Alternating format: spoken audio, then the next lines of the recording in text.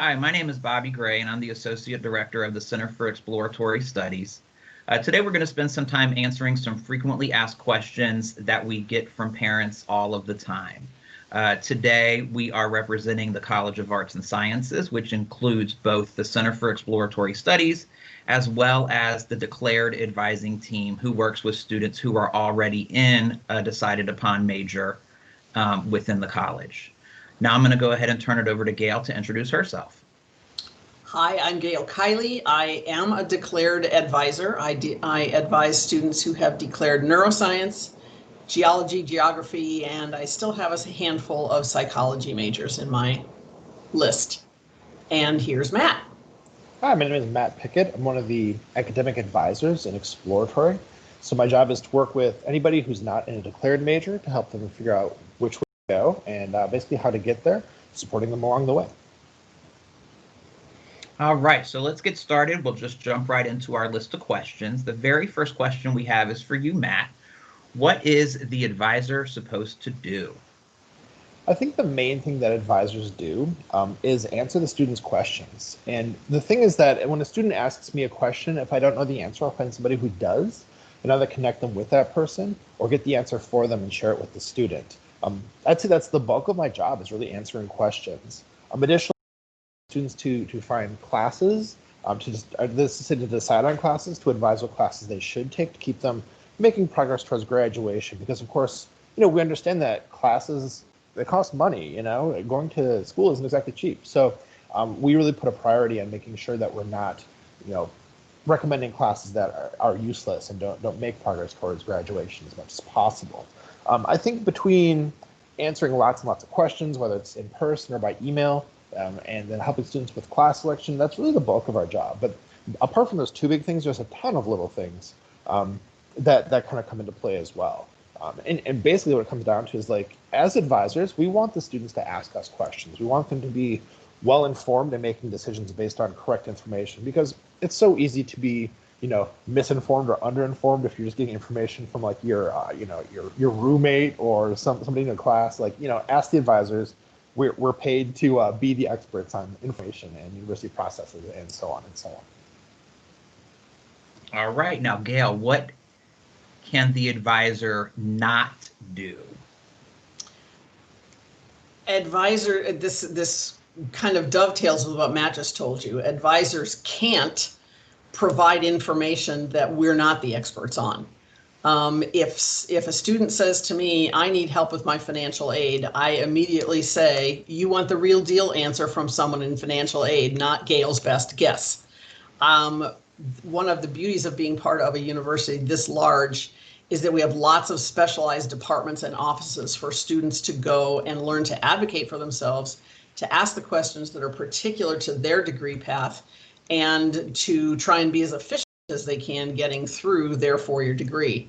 So if I get a question about housing, I say we have an office for that. If I get a question about study abroad, I say we have an office for that. If I have a question about COVID or about health services, I say we have an office for that.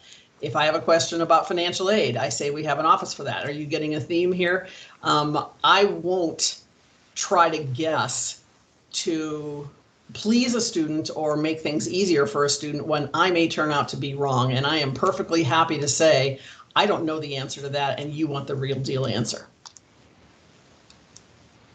I just want to add to that. A lot of times students think that we can make changes to their schedule for them. And the only person that can register for, add, drop, withdraw, or make any adjustments to the schedule is the student themselves when they sign into the system. Right. We lack the ability, we lack the technological capabilities of doing so. It's just not something that we even have the power to do. Another magical power that students think that we have is putting them into a class that is full. We don't have the ability to add students to classes that are full. We don't have the ability to create classes that are not being offered. We don't maintain the schedule. The faculty do, and the registrar's office does. But again, these are things that students believe that we can do until, again, we educate them that these are outside of the scope of our control. And like both Matt and Gail said, we are the connector to the resources on campus when students primarily come to us with those types of questions. So Matt, how do students contact advisors if they need something outside of like regular registration appointments? I always tell my students the best way to contact me is by email. And personally, I try to keep myself to responding to students within 24 hours, but that's a personal thing. Other advisors will say 24 to 48 hours, but point being, email is probably the best way. I probably answer like 20 to literally 60 emails a day, depending on the time of the semester. But additionally, they can book appointments with us. It's a fairly easy process to do that. Some advisors use other means, like, maybe some might be okay with texting or other kinds of things like that. But the main thing is definitely going to be email. That's probably not something your student is particularly loving. I tell incoming first-year students that they'll receive anywhere from 3 to 10 emails overnight, typically, that say uc.edu. And the natural tendency is to say, oh my gosh, there's 3 more emails from UC, delete, delete, delete. Particularly in this climate that we're in with COVID, this is not the time to delete, delete, delete. UC is doing its level best to keep everybody aware of where we are and what we're doing and the adjustments we're making to keep students healthy and safe. Declared, Bobby or Matt, you can chime in here and tell me if you guys are doing this year. Declared advisors set up a schedule so that we hold walk-in advising appointments every other week. Every other Friday, I'm free for anybody who does not have an appointment to just drop in for a quick question. I open my WebEx room and it's first come, first serve. And that way we can kind of mitigate some of the load in our email inbox. Kids tend to like to talk to us face to face more than an email and wait for a response. And that's been a real bonus for us, both in keeping the email load down and for being able to talk to a student quickly, get them an answer and send them on their way. Are you guys still doing walk-ins in Exploratory? It depends. I mean, we have done them during the more busy times, for instance. And some of the advisors actually do them mostly, like primarily they do walk-ins. I see. But one of the things I love the most about this job is that, like, we're given the latitude to like accomplish the outcomes and goals that we need to as an office with whatever means like work best for us, so we can play to our strengths. So like for me, having like an organizational, knowing ahead of time who I'm going to see so I can prepare for that works best for me. For other advisors, that on the fly and just seeing the students during like walk-ins constantly. But yeah, we will sometimes have like walk-ins during the more busy times. But I think that declared advising seems to have them more regularly than we do. And it's also a good example of why students should check their emails. Typically, if an advisor is having walk-in advising, or what we're calling now drop-in advising, because you can't walk into an office where nobody is, they will email their caseload of students and say, hey, I'm going to be doing drop-in advising on Friday from 1 to 4. Here's how you access those. And sometimes students who are not checking their email on a regular basis miss those opportunities to be able to meet with their advisor. I also think it's important to remind both parents and parents to remind their students that the advising office is typically open between 8 a.m. and 5 p.m. Monday through Friday. Because of the increase in accessibility through technology and texting and emailing, students sometimes forget, and then parents sometimes forget, that we also have a life outside of the university. It is common for students to email at 7 o'clock, very panicked, to then turn around and email at 8 o'clock, the same email or another more strongly worded email, even more panicked, and then for a third follow-up to come from a parent that's even, I guess, strongly worded as well. How dare you not respond to my student? When we will respond the next morning. Everything is doable. Everything is fixable. We understand and that there are sometimes heightened levels of nervousness or anxiety that come with waiting for a response from somebody. But I can wholeheartedly say that we put our hearts into our jobs in responding to students on time and getting students the information they need to be comfortable and confident moving forward is something that we take great pride in doing. And that also goes for the weekend. When students and parents are emailing over the weekend, remember, we get back in the office on Monday morning and we will spend a great deal of our time on Monday mornings responding to emails. And really, since our job is a student-facing job, and we're, for a lot of the students, kind of the face of the university, that's why we welcome them to ask these questions, because, when I was a freshman in college, I had no idea which office to go to for the kinds of questions I had. So, asking like my advisor that I had in college, like, who do I talk to about this? Where do I go? Was extremely helpful. You don't have to know the whole university structure as a student. You just have to know, ask my advisor, they'll connect you to the right people. All right. So once a student does schedule for an appointment, Gail, what should a parent tell the student to do to prepare? I love it when a student in making the request for the appointment includes their student ID number and makes sure that if they want to, in this time, if they want it to be a phone appointment, that they include a phone number in the appointment request. That helps me get to the student quickly and have their degree audit and their educational plan up and ready to go when the student arrives. If the student, 9 times out of 10, the student will have one overarching question. I need help with this, or I'm having this issue. But if your student is thinking about this appointment coming up and thinking, all right, I'm going to ask my advisor these 3 things, sometimes, as silly as it sounds, it may be a good idea to take a 3x5 card or the message part on their phone and actually make a physical list. It's so nice to be able to cover 3 or 4 things when we're talking, which might lead you to think of something else, rather than, okay, have I answered all your questions? Great to see you. You know how to reach me if you need me.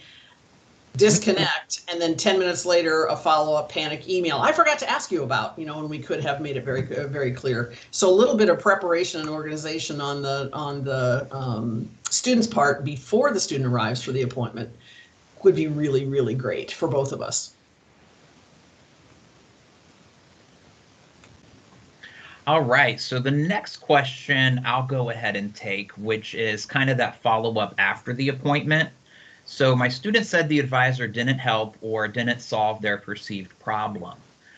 This could potentially be for multiple reasons. And the first one that comes to mind, and I know both Matt and Gail will agree, is like this selective hearing that takes place. You're their parent. I'm sure they have selective hearing with you on the things that you have told them over the course of, the time they've been with you. The same thing happens with us. They are more likely to believe their friends than they are the professionals paid from the university sometimes. And students will hear what they want to out of the interaction they're having with their advisor. Also, I've experienced when students aren't being as open and honest with us as they should be. I know that I have said in the past, my office is a space of no judgment. If you don't tell me what's going on, I can't help you to really figure out how we can overcome this or how we can work around this or what we can do to solve this problem together.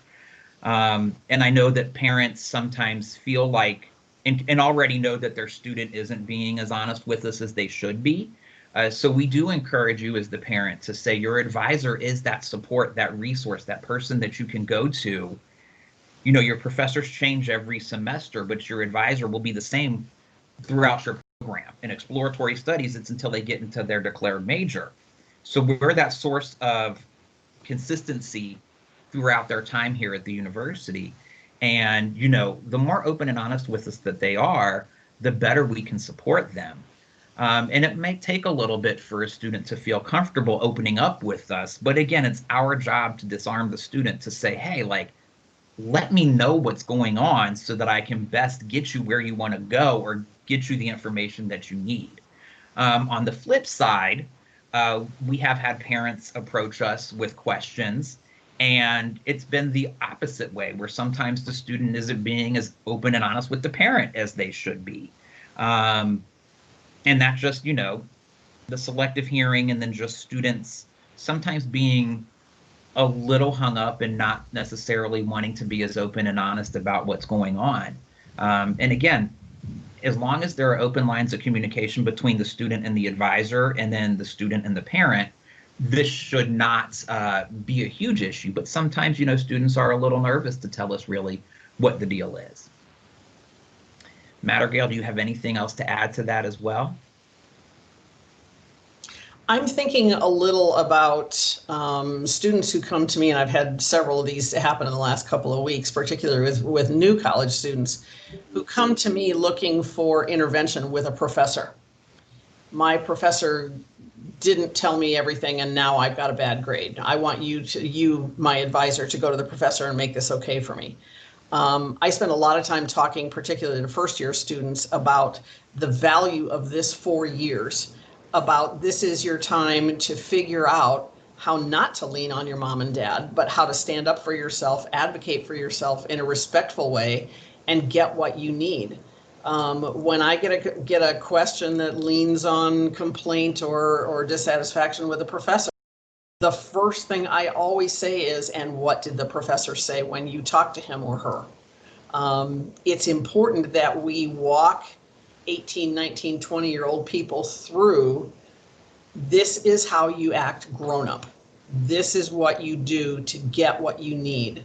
If you need to swallow your discomfort and go to a professor and say, I don't understand how this happened, that every time you do that, that's practice. That's learning how. Professors have office hours. Office hours are not, I'm in trouble and I got sent to the principal. Office hours are required for professors to sit with their basically office door or office computer in this time open for a student to drop in and say, I've got a question, I've got a concern. I did fine in your class until you got to page 83 and now I'm lost.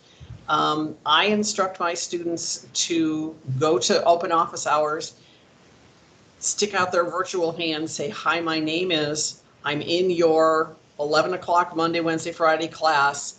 And the magic words are, I really want to do well in your class. That puts what I call the peanut butter on the bread. That makes the professor want to listen. That's the student coming at the professor in a respectful way, giving value to the subject matter and to the professor as a person.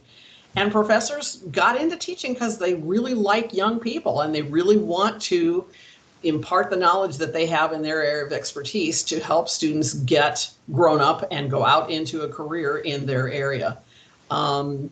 So it's not so much, how do I want to say this? It's not so much that I don't believe what students are saying, but I'm going to 99 times out of 100 say, did you talk to the professor first before you came to me and said, I need you to go to that guy?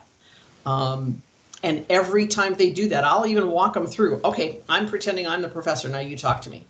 I'll walk them through a little role play and say, learn how to do this. Start getting comfortable with uncomfortable and keep saying the magic words. I really want to do well in your class. I don't know if that's helpful or not. And I think that kind of reiterates that if a student is going to the parent and saying, hey, I'm having this concern, I have this problem, the first thing the parent should say is, well, have you talked to your advisor about that? And I can assure you that probably about 90% of the time the answer will be, no, I didn't. Because they're not used to having that one resource for them. And that's the one great thing about UC is that no matter what program or major or degree your student is in, they will have one person that they are assigned to right. be that resource, to be the person they ask the questions to be that connector of information and knowledge. And again, if they just need to ask us, because sometimes they just don't know. Like Gail said, sometimes you have to walk them through it and say, I need you to email your advisor about that. They're the ones that are there for you. Bobby, Can I say one more thing? Yeah, me too. Go ahead, Gail. Go ahead. Think about your son or daughter entering puberty. A really unreliable source of information is all my friends. Mm-hmm. Go, Matt. Just to kind of piggyback off what you guys are saying. So, of course, as I said from the outset, a big part of our job is answering questions, but it's also the focus and the goal for most of the advisors I know to empower the students to seek the answers as well, and not just like spoon feed them the stuff. My goal is really like by the end of the first year, my students should be able to find anything that they would, the kind of the common day-to-day stuff they'd be asking me. So they're ready to go forward and like be self-sufficient students. Right, which then leads to they get a new advisor assignment. Gail. No. Short answer. In the declared advising world, declared advisors work with students who have chosen their major. They've declared our subject matter. I am the only person on this staff who advises neuroscience majors. I work with the faculty and they can answer specific questions around content. But if a neuroscience major is looking for advice for working forward in their degree in neuroscience, it's me. That kind of loops me back to my little speech a couple of minutes ago. Sometimes you have to figure out how to work with somebody that it's gotten difficult. And that again is part of this 4-year experience of learning how to be grown. So chances are good that we as advisors have dealt with and worked with students who are difficult, who want somebody new. We're pretty good at it. We tend to not fly off the handle and kick people out of our offices. I've never done it, and I've been doing this for 13 years. There's resolution out there, and learning how to resolve issues, again, is part of learning how to be a grown-up. Yeah, I am the can I speak to the manager? You get me. I'm the manager. And a lot of times students, when they approach me, they're coming to me asking for a new advisor assignment. And typically when going through like discovering what the underlying issue that they're having is with their advisor, it's pretty much that the advisor isn't telling the student what the student wants to hear. And that's the job of the advisor. We are here to support students, where they're cheerleaders, where they're motivators, but that also comes with a little bit of a dose of reality from time to time. And if we're not honest with our students and telling them what they need to hear, we're doing them a disservice. And like Gail said, like a part of that educational process, we're educators as advisors. Part of our role is to educate students on those adult responsibilities. And part of that adult responsibility is being able to navigate a working relationship with somebody who may not necessarily be your favorite person. And it's that conflict management. And, the reality is we all specialize in something different. And if that relationship is already forged, then it's not going to do anybody any good to restart with somebody new. All right, so I'll take the next question, and this is always my favorite. Every summer in a traditional orientation environment, I present to hundreds of parents every single day. My approach to working with parents has definitely evolved over the course of time. I've been in education for 15 years. And when I became a parent myself with a school-age child, I finally got it. I finally understood why when I went to the parking garage as students were moving in to the dorms, why parents were crying in their car. Like, I get it. I absolutely get it. I will wholeheartedly admit when I dropped my son off for kindergarten, I cried the entire 30-minute drive all the way to UC, and then cried in the parking garage before I pulled myself together and went in the building. The thing that I always stress to parents is that your role will be evolving and changing over the course of the next several years with your child. It doesn't mean that you are not their parent. It doesn't mean that you don't want the best for them. And it doesn't mean that they know that any less. However, when they come to you with questions, we heavily encourage you to guide them back to the advisor, or as Gail was saying, like to the professor with very specific class related issues. We have this thing called FERPA, the Family Educational Rights and Privacy Act. I had to write that down because I always screw up what those letters mean. Not even going to lie about that. And what that means is, congratulations, your student is now responsible for the privacy of their own educational records. And sometimes when I present to parents, I get cheers. And when I get the cheers, those are usually the parents where this is the youngest child and they've been through this before. And when I get the gasps and the like look of panic, it's usually the parent who this is their first child going to school. Or like my son, who probably will not be capable by the time he's 18. But what that means is that your child's educational records, your students, because they're not a child anymore, your students' educational records are their own records, and they have, our legal obligation is to protect their educational records, and the privacy of those records from being shared with anybody who contacts us. Which then leads me into, and Matt, this is going to come to you, can the parent participate and or call the advisor for guidance? Short answer, no. Bobby had said earlier about the lines of communication being from the student to the advisor and the student to the parent. That's not a triangle, that's a V, you know. Now I have had specific instances where like there's a really big, you know, extenuating thing and the parent has reached out to me, but in those cases I usually say, I need to know for sure that the student's on board with you contacting me directly. So I'll, you know, CC the student, make sure they're part of the conversation.